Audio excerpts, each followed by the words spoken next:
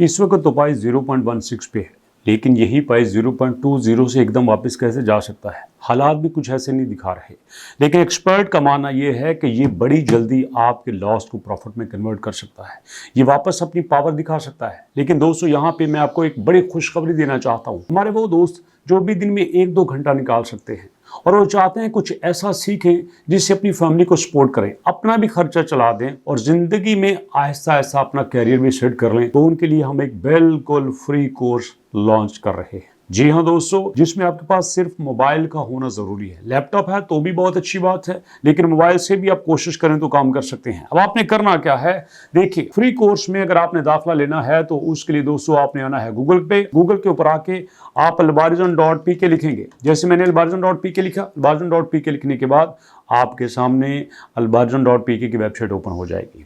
यहाँ पे देखें बड़ा सारा नजर आ रहा है कि फ्री AI कोर्सेज, आने वाला दौर ही तो दोस्तों यही का है और किस बात का है। तो यहाँ पे YouTube automation, AI website, AI thumbnails, AI video creation, AI graphic designing, जरा पता करें इन कोर्सेज की कितनी कीमत है, मार्केट में कितना चार्ज कर रहे हैं। और फिर भी कख नहीं सिखा रहे। वो लोग सिखा रहे हैं जो पढ़ के पढ़ा रहे हैं, वो लोग नहीं सिखा रहे जो मार्केट में काम करके उनसे पैसा बना के फिर उसके तरीके आपको सिखा रहे हैं, वो भी बिल्कुल फ्री। तो आपने क्या करना है, ये नीचे जो एनरोल नाउ है, ये जो आपके पास येलो कलर का बटन है, इसके ऊपर क्लिक करना है।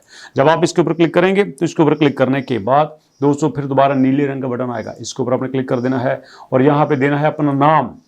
उसके बाद यहाँ पे देना है फादर नेम। उसके बाद यहाँ पे आपने देनी है अपनी एजुकेशन। उसके बाद यहाँ पे देना है आपने अपना फ़ोन नंबर। और फिर आपने कोर्स की कैटेगरी कौन सी है, फ्री है, पेड है। पेड करना चाहते हो तो आपकी मर्जी, पैसे देके करना चाहते हैं आपकी मर्जी, फ्री करना चाहते हैं तो भी कोई मसला नहीं है। उसके बाद graphic designing, AI video creation, जिसमें भी आपने करना है क्लिक कर लीजिएगा। नीचे क्यों आपने कोर्स डिज़ाइन करना है लिखना चाहे तो लिख लें। सबमिट एप्लीकेशन पे क्लिक करें तो आप यहाँ पे सबमिट हो जाएंगे, आप यहाँ पे एनरोल हो जाएंगे। उसके बाद फर्दर आपको कंफर्मेशन की कॉल आएगी कि भैया आप सीरियस हो, संजीदा हो या फिर शुगर लगा रहे हो, और आपने वाकई अपनी संजीदगी दिखानी है कि हाँ मैं सीरियस हूँ सीखने के लिए। लिंक भी नीचे दे रहा हूँ ताकि आप उस लिंक पे क्लिक करके आप यहाँ पे अपनी इनरोलमेंट करवा सको। और उसके बाद वो कौन सी 3 वजह हैं जिसकी वजह से ये कहा जा सकता है कि ये जो एक हफ्ते में पाई बिल्कुल फ्लैट चल रहा है। देखिए 0.16 पे स्टार्ट हुआ था, 0.16 पे बैठा हुआ है। उसके बाद एक महीने की बात करें तो महीने में उसने कोई बड़ा कांड नहीं कर लिया, महीने में भी 0.19 पे था और 0.16 पे है, वहीं पे बैठा हुआ है, कोई बड़ी मूवमेंट नहीं है।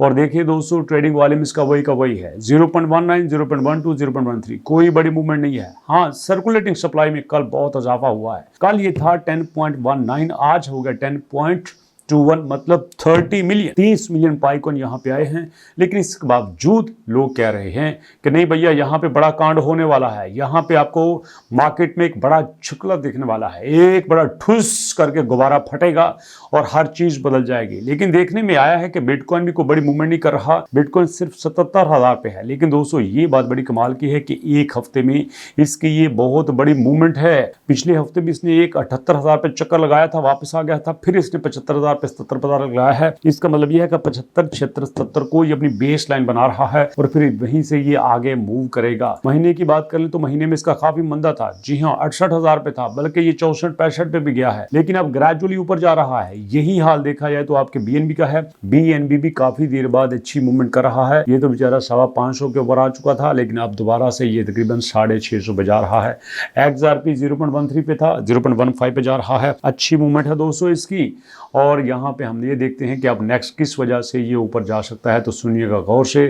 3 रीजन कौन से हैं। पहला रीजन ये है कि एक्सपर्ट का मानना है कि देखो इसने आपको रिवार्ड देना शुरू कर दिया है। इससे पहले इसने कभी भी वैलिडेटेड रिवार्ड की बात नहीं की थी, अब इसने वैलिडेटेड रिवार्ड की बात की है। इसका मतलब ये है कि ये यूजर को साथ मिलाना चाहता है, लोगों को दूर नहीं करना चाहता है कि लोग इसके पास रहें, लोग उससे जुड़े रहें और इस तरह से एक बड़ी कम्युनिटी को भी ये क्लेम कर सके। दूसरा इन्होंने कहा है कि इसका मानना है कि हमने जितनी तेजी से प्रोटोकॉल लॉन्च किए हैं उतनी तेजी से किसी ने नहीं की है। प्रोटोकॉल 2.2, प्रोटोकॉल 2.3, प्रोटोकॉल 2.1 और प्रोटोकॉल 26 की भी बात कर रहा है। मतलब अपने रूल्स में, अपने नॉर्म्स में बड़ी तेजी से चेंज ला रहा है।